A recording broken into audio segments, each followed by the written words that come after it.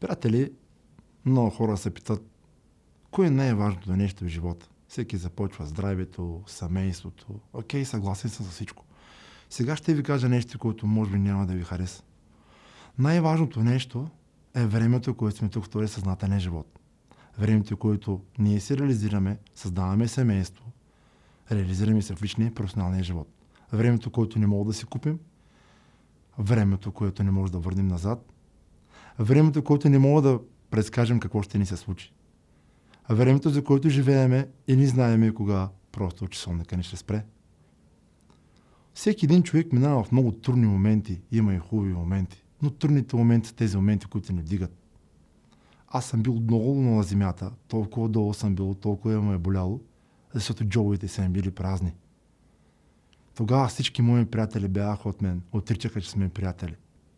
Сега обаче е друго.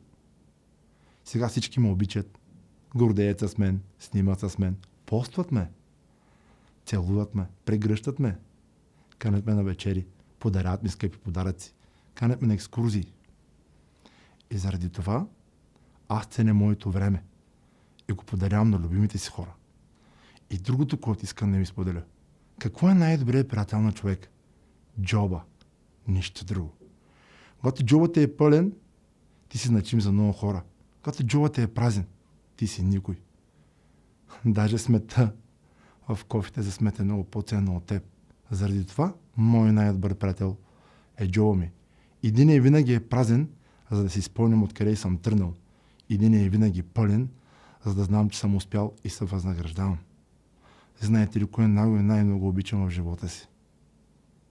То е само едно. Да успявам, да успявам, да успявам. Падна ли, да ставам по-силен. Бъдете здрави!